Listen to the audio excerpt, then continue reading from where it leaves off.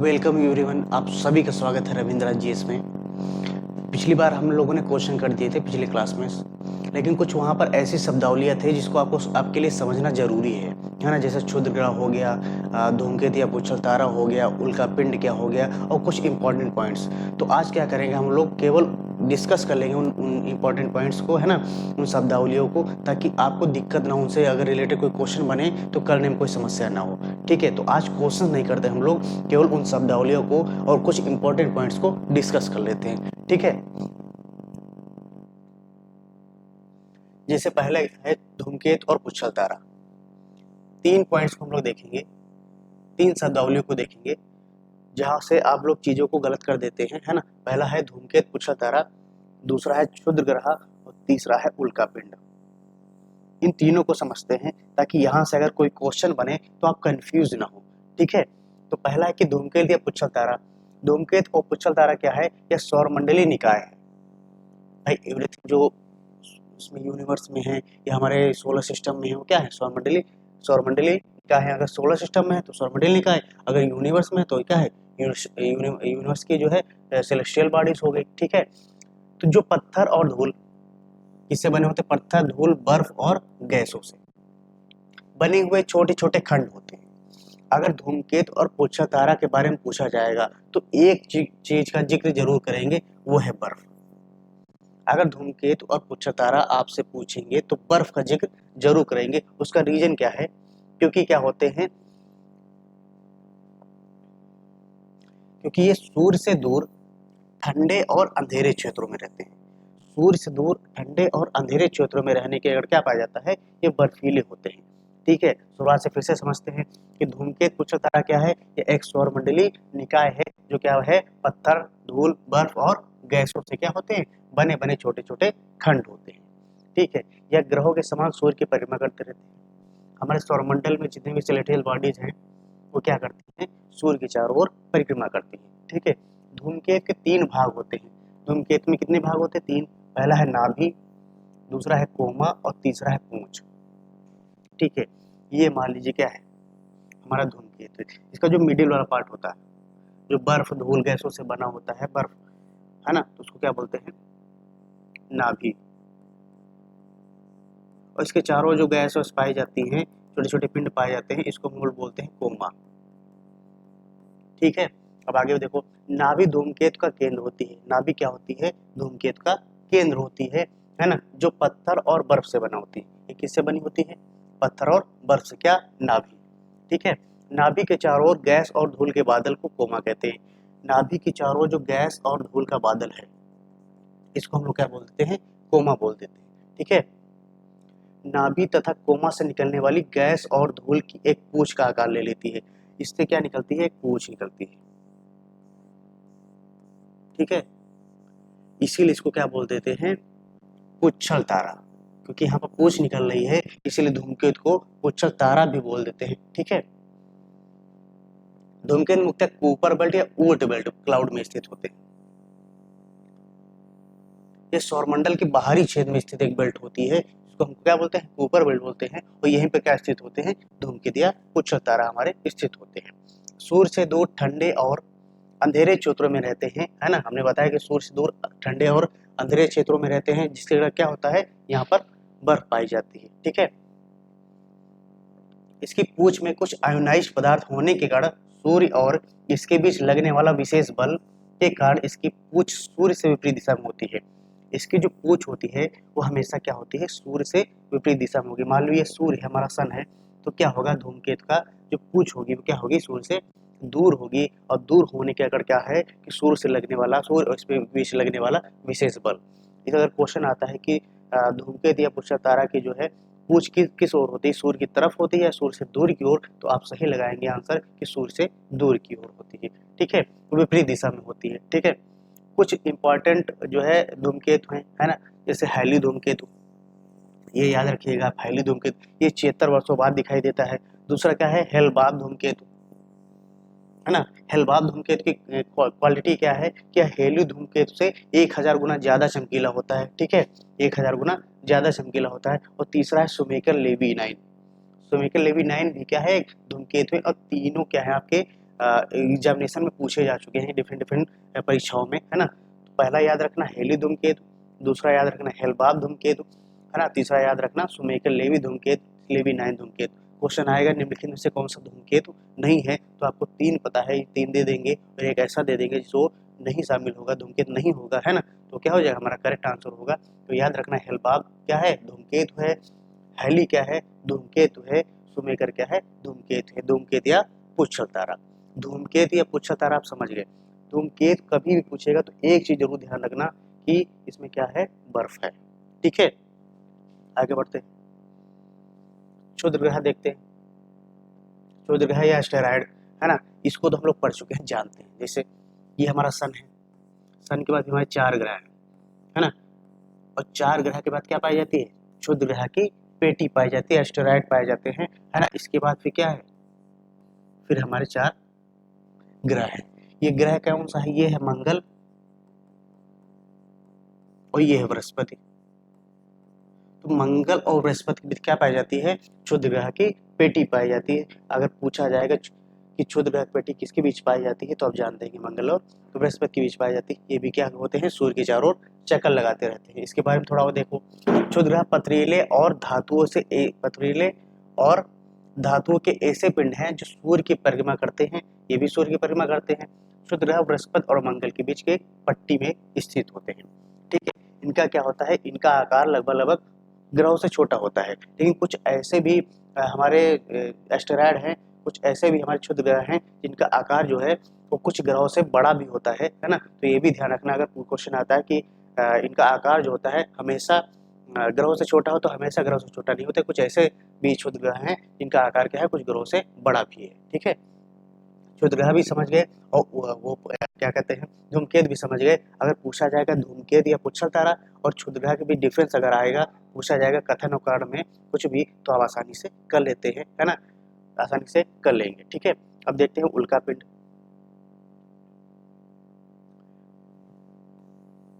उल्कापिंड जो होते हैं वो अंतरिक्ष में तीव्र गति से घूमते हुए अत्यंत सूक्ष्म ब्रह्मांडीय कण है।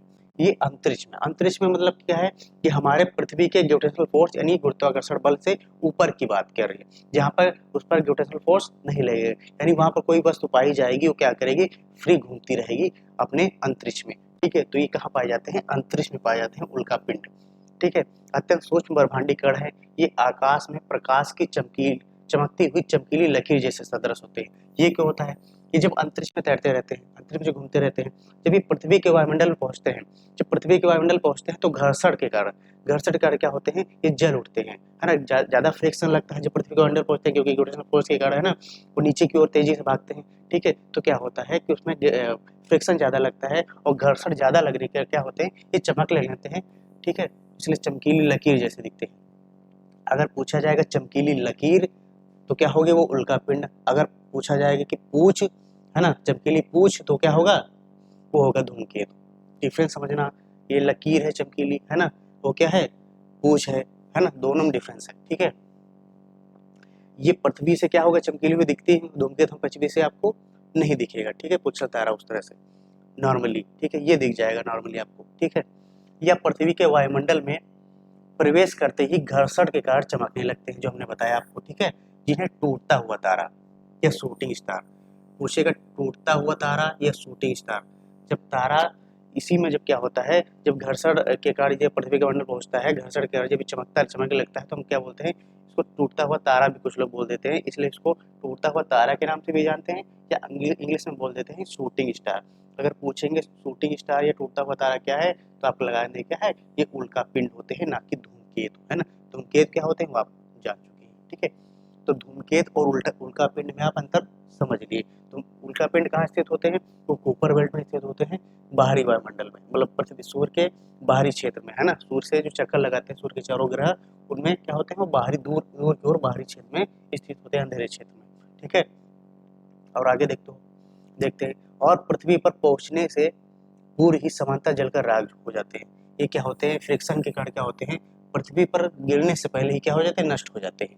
लेकिन कुछ क्या होते हैं, कुछ ऐसे उल्कापिंड होते हैं जो पूरी तरह समाप्त नहीं हो पाते, पूरी तरह से नष्ट नहीं हो पाते, वो पृथ्वी पर क्या होते हैं, गिर जाते हैं। ठीक है, जिन्हें क्या कहते हैं, जलकर राख हो जाते हैं, जिन्हें उल्कास्म कहते हैं, है ना। इन्हीं को हम क्या बोलते हैं, जब ये जलकर राख हो जाते हैं, इनके छोटे छोटे पिंड जब पृथ्वी पे गिर जाते हैं तो उनको क्या बोलते हैं, उल्कास्म, यानी उल्का के अंश, ठीक है। तो क्या बोल देते हैं उनको, उल्कांश, ठीक है। परंतु कुछ पिंड वायुमंडल में घर्षण से पूर्णतः जल नहीं पाते और चट्टानों के रूप में पृथ्वी पर आ गिरते हैं, जो हमने बताया भी, इनके क्या बोलते हैं, उल्का पिंड कहा जाता है, ठीक है।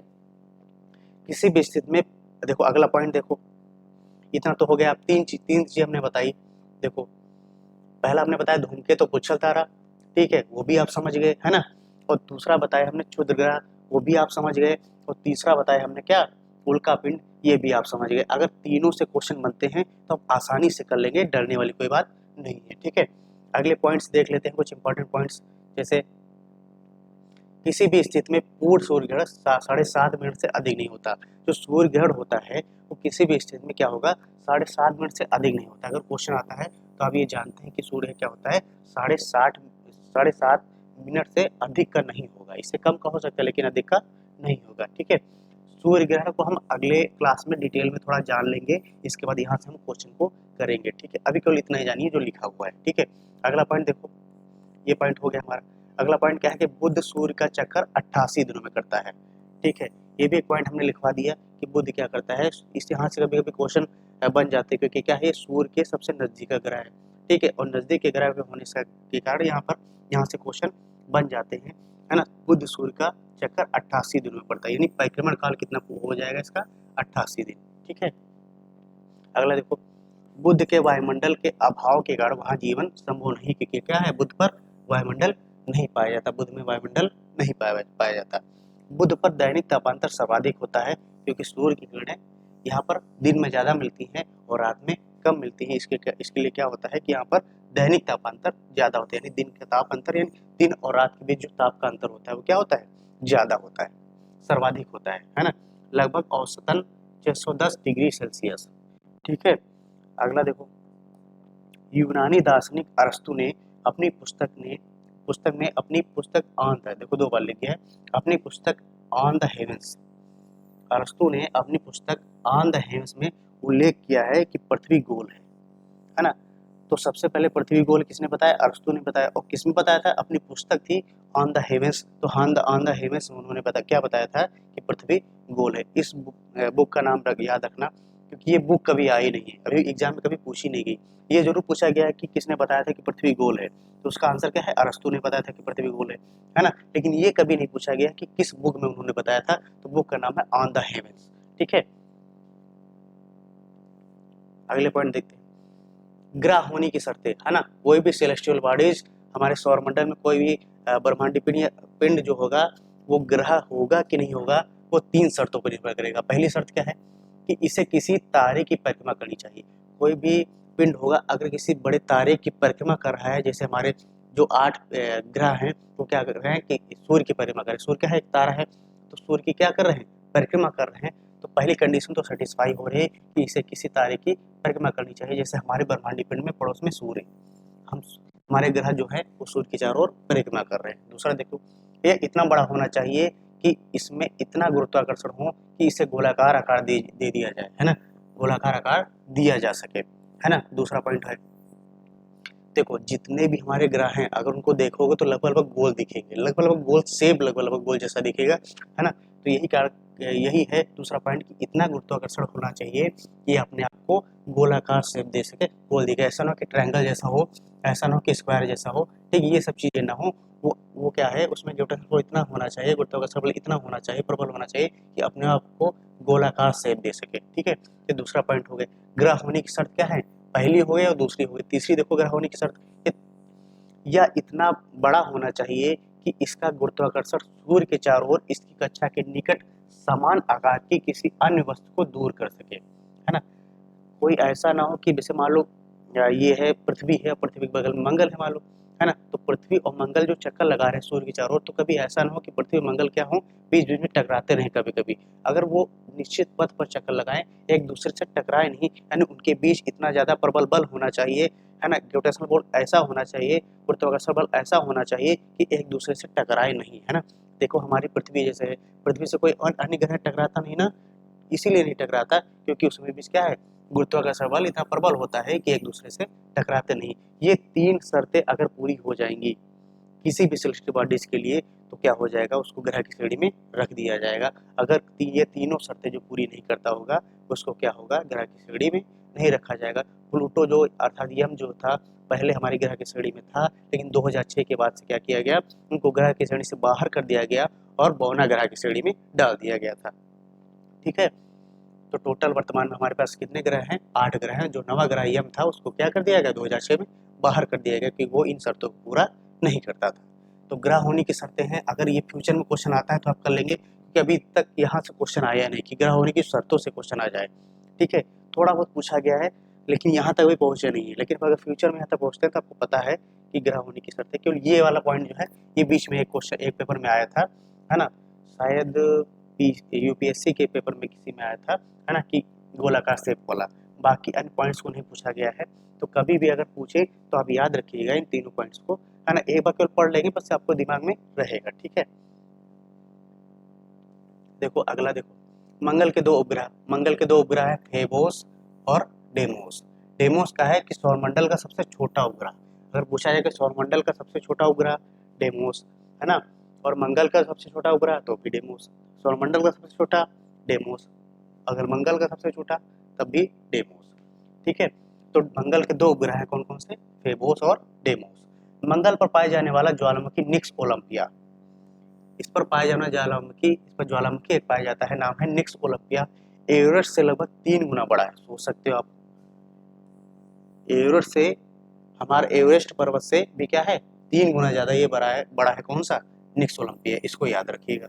ठीक है, अगला देखो भूपर्पटी, है ना, यानी क्रस्ट पर, हमारी पृथ्वी की जो ऊपरी लेयर है जिसको हम बोलते हैं क्रस्ट या भूपर्पटी, है ना, भूपर्पटी पर पाए जाने वाले विभिन्न तत्व जैसे ऑक्सीजन, पहले नंबर पर सबसे ज्यादा क्या पाया जाता है, ऑक्सीजन। ऑक्सीजन के बाद फिर क्या पाया जाता है, सिलिकॉन, है ना, सिलिकॉन के बाद फिर क्या पाया जाता है, एल्युमिनियम, और एल्युमिनियम के बाद फिर पाया जाता है लोहा, और लोहा के बाद फिर कैल्शियम, है ना, फिर सोडियम, फिर पोटेशियम और फिर मैग्नीशियम। इस यहाँ से 2 तरीके से क्वेश्चन पूछते हैं, या तो क्रम पूछ देगा कि क्रम में लगाओ, है ना, सबसे ज्यादा फिर उससे कम, फिर उससे कम, फिर उससे कम, या तो पूछेगा निम्नलिखित में से कौन सा ऐसा तत्व है जो पृथ्वी में सबसे ज्यादा पाया जाता है, पृथ्वी की क्रस्ट में सबसे ज्यादा पाया जाता है, तो आंसर क्या हो जाएगा, ऑक्सीजन। कभी भी क्या करेगा कि ऑक्सीजन को गायब कर देगा, 4 ऑप्शन दे देगा, सिलिकॉन, एल्युमिनियम, लोहा और कैल्शियम। अब पूछेगा आप सबसे ज्यादा कौन सा पाया जाता है, फिर यहाँ देखेंगे आप कि सबसे ज्यादा कौन सा पाया जाता है, तो उसमें इन चारों में सबसे ज्यादा कौन सा पाया जा रहा था, सिलिकॉन। तो जैसा क्वेश्चन पूछेंगे वैसा आपको क्या देना है, आंसर देना। कई बार क्वेश्चन पूछ लेंगे कि इसमें से 4 उठा के दे देंगे, है ना, 3 उठा के दे देंगे, इसमें से 1 बाहर का दे देगा। अब पूछेंगे कि पृथ्वी के क्रस्ट में कौन सा नहीं पाया जाता, तो आपको सही आंसर लगाना होगा कौन सा नहीं पाएगा। तो आप सबको याद कर लेना, एक बार देख लेना, पढ़ लेना तो याद रहेगा।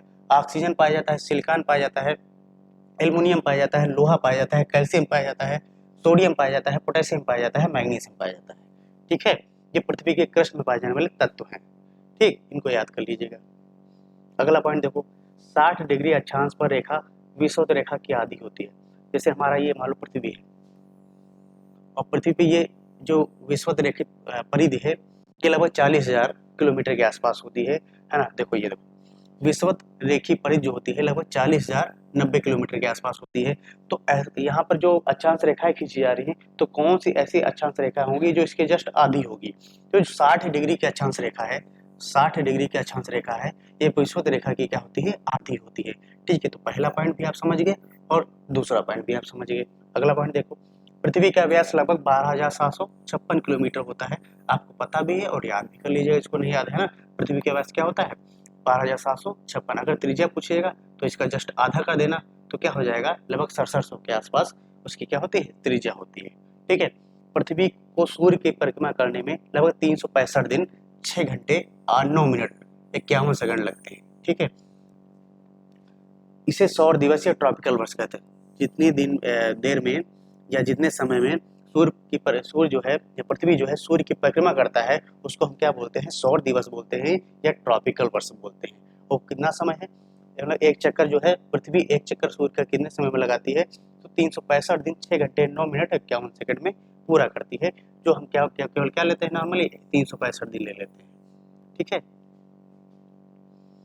सूर्य से बढ़ती हुई दूरी के क्रम में ग्रहों की परिक्रमा गति कम हो जाती है। ये हमको पता है कि जितना सूर्य से दूरी बढ़ती जाएगी उसकी परिक्रमण वेग क्या हो जाएगा, कम होता जाएगा। ठीक है, चंद्रमा और पृथ्वी के बीच की दूरी क्या है, 3,84,400 किलोमीटर है, 3,84,400 किलोमीटर। ठीक है, पृथ्वी दिवस पर्यावरण संरक्षण के लिए समर्थन प्रदर्शित करने के लिए आयोजित किया जाता है। जो पृथ्वी दिवस है वो किस लिए आयोजित किया जाता है, क्वेश्चन अगर पूछा जाए, ये कभी पूछा नहीं गया। ये पूछा गया है कि पृथ्वी दिवस किस लिए मनाया जाता है, मतलब कब मनाया जाता है, और मतलब कब से शुरुआत हुई, तो 1970 में पहली बार मनाया गया था इसको, है ना। और किस लिए मनाया जाता है, ये पर्यावरण संरक्षण के लिए मनाया जाता है। पृथ्वी दिवस जो है पर्यावरण संरक्षण के लिए मनाया जाता है, के लिए समर्थन प्रदर्शित करने के लिए आयोजित किया जाता है। और प्रथम बार इसे कब आयोजित किया गया था, 1970 में मनाया गया था पृथ्वी दिवस को। इतने इंपॉर्टेंट पॉइंट्स हैं, है ना। और ये सभी क्वेश्चन के माध्यम से पिछले क्लास में हम लोगों ने पढ़ लिए थे, लेकिन हमको लगा कि इंपॉर्टेंट पॉइंट्स भी हैं और कुछ ऐसे शब्दावलियाँ भी जिनको आपके लिए जानना जरूरी है, तो हमने आज उसको करा दिया है। ठीक है, आप इसको पढ़ लीजिएगा, स्क्रीनशॉट लेना चाहें तो एक बार हम रोक देंगे, आप स्क्रीनशॉट भी ले लीजिए और पढ़ लीजिएगा। ठीक है, अगले क्लास में क्या करेंगे, जो अगला लेक्चर है उसके बारे में थोड़ा डिटेलिंग दे देंगे, थोड़ा बता देंगे, इसके बाद क्वेश्चन को एक साथ कर लेंगे। ठीक है, धूमकेतु हो गया, पुच्छर तारा हो गया और उल्का पिंड हो गया। ठीक है, इसका स्क्रीनशॉट लेना चाहें तो आप स्क्रीनशॉट ले सकते हैं। ठीक है, ये उल्का पिंड हो गया हमारा, ये कुछ इंपॉर्टेंट पॉइंट्स हो गए। ये वाला याद रखना, इसकी अरस्तु ने जो बताया था कि पृथ्वी गोल है पहली बार, तो उसकी बुक का नाम था ऑन द हेवेंस। ठीक है, ग्रह होने की शर्तें याद रखना है, अभी को तक क्वेश्चन यहाँ से बना नहीं है, फ्यूचर में क्वेश्चन यहाँ से बन सकता है। ग्रह होने की शर्तें क्या है, कोई भी सेलेस्टियल बॉडीज को हम ग्रह कहेंगे, कोई भी ब्रह्मांडीय पिंड को हम ग्रह कहेंगे, तो उसके लिए शर्तें क्या क्या होंगी। ठीक है, तो ये 3 शर्तें हैं। ठीक, और इम्पोर्टेंट पॉइंट्स हैं, स्क्रीनशॉट इसका भी लेना चाहें तो ले सकते हैं। ठीक है, इतना हो गया। ठीक है, नेक्स्ट क्लास में हम लोग थोड़ा सा डिटेलिंग पढ़ करके फिर अगले क्लास मतलब अगले उसका जो है सब्जेक्ट का, अगले टॉपिक का हम लोग क्या करेंगे, क्वेश्चन को कर लेंगे डिटेल में पढ़ने के बाद।